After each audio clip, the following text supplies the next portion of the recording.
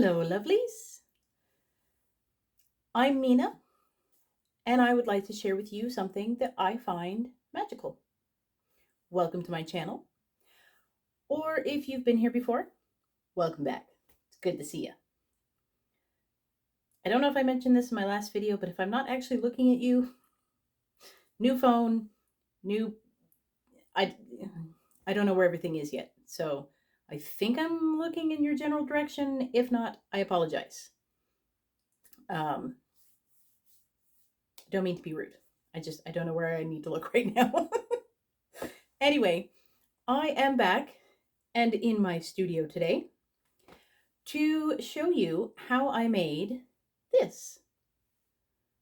A very adorable Barbie doll sized 1/6 scale quilt. Is that not adorable? You have seen a preview of this in my last video where I shared the creation of 1/6 scale Barbie doll sized things in a room made out of items that I purchased from my local Dollar Tree. I felt like something was needed, particularly because those magic eraser things didn't make the sexiest looking couch.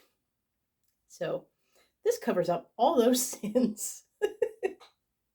And it uses scrap fabric. So, I mean, clearly it's tiny. This is, hold on a second.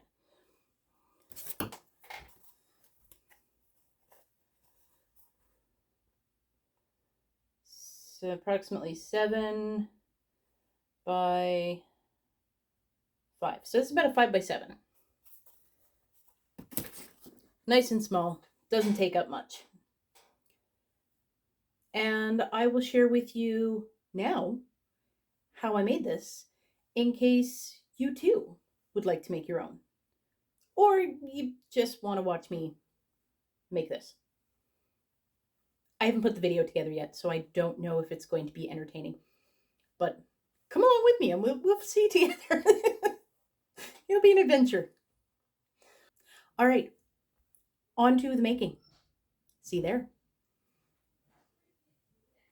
Cut one 4-inch by 4-inch square out of different yet coordinating fabrics.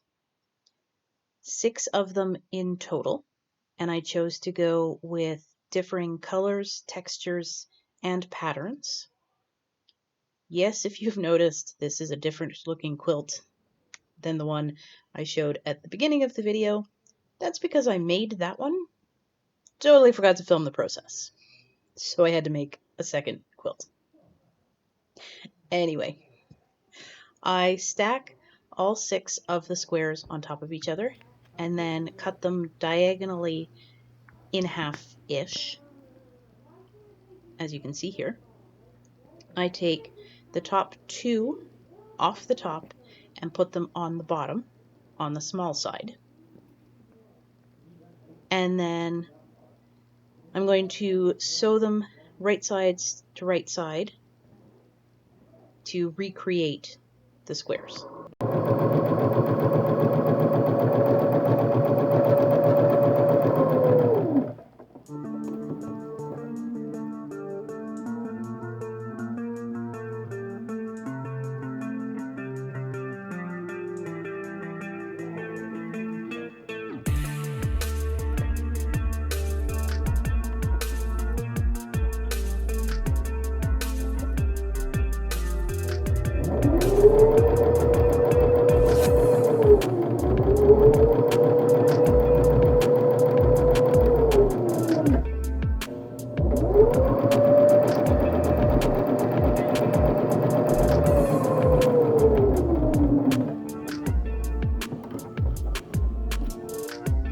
Now, because these squares are so small, this step is very important.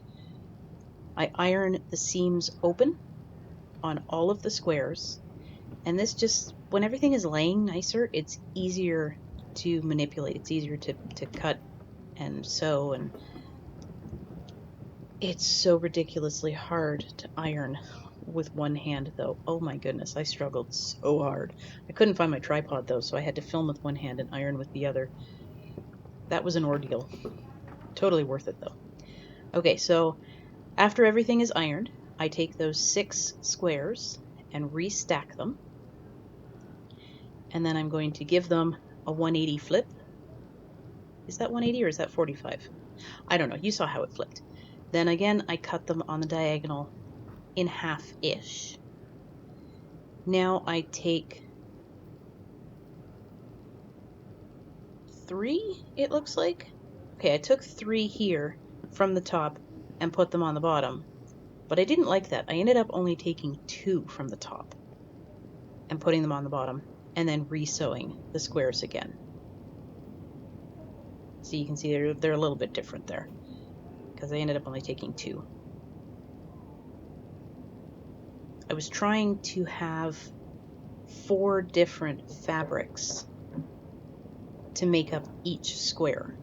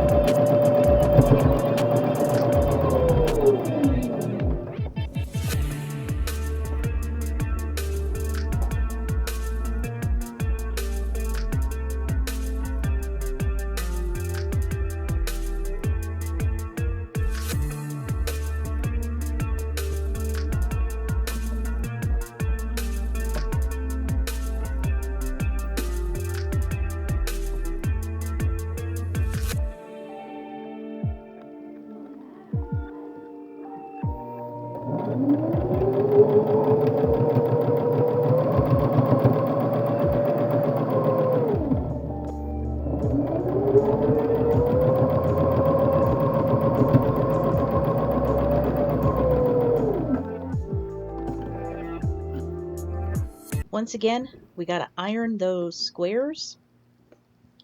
I can't stress enough how important it is to get all those seams flat and laying how you want them. So much easier to work with when everything is contained.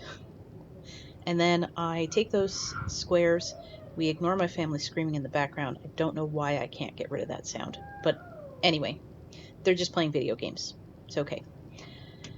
So then I lay out my 6 squares, and I'm just playing around with them, trying to figure out how I want the quilt to look, making sure that patterns aren't like touching on each square. And then I'm going to sew each of those pairs together. So I will have 3 rectangles now instead of 6 squares. I'm going to sound like a broken record here, but I'm telling you, iron throughout the process. It makes it so much easier. Then I sew those 3 rectangles together to make one long rectangle. And there you can see the 2 quilt tops, the one I end up using for the room on the bottom, and the one that I am making in this video at the top. And I really like using the different textures. There's like canvas and corduroy, different cottons. They really feel nice. The one at the bottom that I made first, it's all cottons, and I found that one easier to work with. As you can see on the back, it just lays flatter. It was easier to wrangle.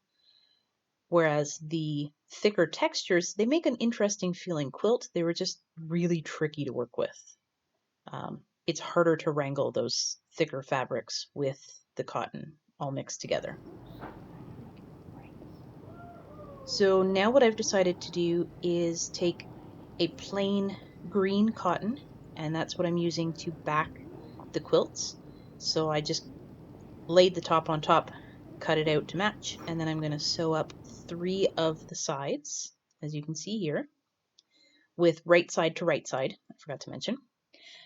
Then I clip the corners, so when I turn it inside out, they'll have nice crisp corners. Be careful not to clip your stitching. And I have chosen a different angle here, ooh la la, to show you how I flip the quilt right side out. And you can use a chopstick, a knitting needle, your scissors, but only if you're gentle, your finger, to push the corners, make them nice and crisp. And then this is extra quilt batting that I used for padding out my womannequin, known as Lady Jane. If you've been around for a while, you know. Anyway, I'm using that extra quilt batting. I just cut the same shape as the quilt, but a little bit smaller to account for the seam allowances, so it would fit in the quilt and not be bulky. Slide that in, fold the open edge so that the raw edges are inside, and then top stitch. And that is the finished quilt. Now it's time to officially put it in the dollhouse room. I think I'm going to fold it because I want to see some of that yellow. And I think just slide it in here and drape it over the chair like so. Oh, that's perfect. Oh, what's that? You noticed a change in the dollhouse room? Why, thank you for asking about it. Yeah, I zhuzhed it up a little bit. I started with windows. These are really simple. I just took the leftovers of the foam board that I used to build the actual room, the walls and the floor, and I just cut those into strips, angled the edges, and made picture frames out of them. And then for the scenery, I used a picture from a calendar, and I just happened to have a beach calendar, and I thought that, you know, making this room look like a part of a beach house was really fitting with this particular wallpaper. I just thought it was a nice cohesive look. It brings all the colors together. And yeah, that's all there is to it. I glued the calendar page to the foam board frame, but the whole window as a piece is separate from the room itself. I've just attached it with tape. It can be removed and moved around or taken right out of the room completely, however I would like. So it's not permanent for this, for my purposes, but if you want to glue it down and make yours permanent, that's cool. The Barbie doll. For those not familiar, she is my 2020 avatar. The pants, shirt, mask are all made miniature versions of a lounge pajama set that I made myself back in 2020. And I just keep her like that, sort of to remember the good parts of that time. She also has a little Care Bear. This is Share Bear. You can add in whatever little toys you might have. On the table, I have two books. This one is inspired by Hocus Pocus, Winifred's book. And this one is inspired by the Care Bears movie. They both open and have pages that can be written on. These books I got as printables from My Froggy Stuff. On their blog site, they have a bunch of printables. I've used them before for miniatures. And there's instructions, I believe, on the blog site as well on how to make these. You can find information on how to make miniature books pretty much anywhere. I don't know if they're the most frequently made or even if they're the easiest, but they seem to be the miniature craft that like everybody who's into miniatures has mastered. So the information is out there. You may recognize this painting from the last video that I made in a salad spinner. This one was made similarly. It was actually made first before I made that one. I didn't originally like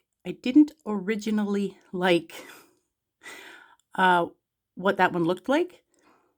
And then I got to flipping it and taking a look at it from different angles, and I noticed what looked like a person. So I pulled out my silver marker pen and just kind of went to town, drew lines where it looked like lines would be, and came up with this pretty cool anime-esque character.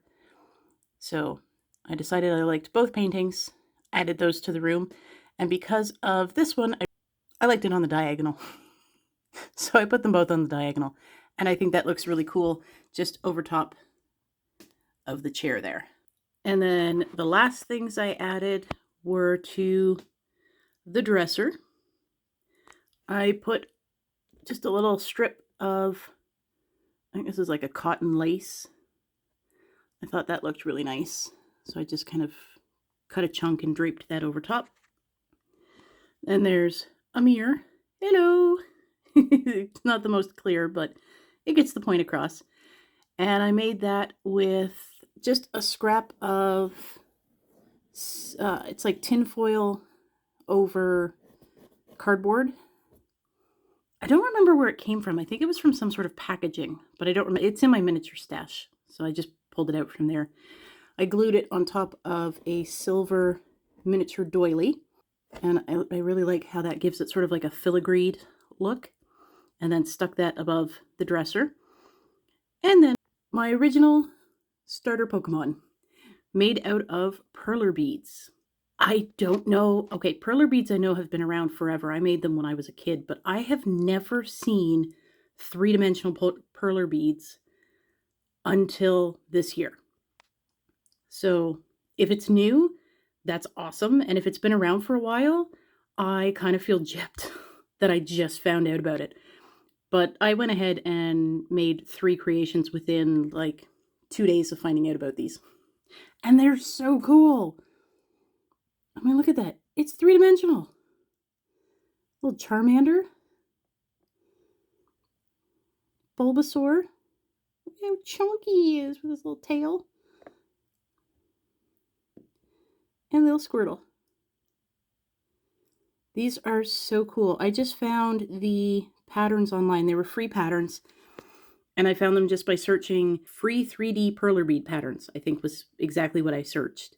They were a little hard to figure out, but for the most part, once you figure them out, they basically just snap together. Well, there is, for now anyway, I may change things. I'll probably end up adding stuff because with miniatures, it's hard for me to stop. But for now anyway, this room is complete. And as I mentioned in the last video, it was perfect as it was, just with items purchased from the Dollar Tree and repurposed. But even if you want to go ahead and take it a step further and add some more elements, all you need are any kind of craft materials, trash, scraps, anything you might have lying around. So the possibilities really are endless. I think that's all I have to say about that.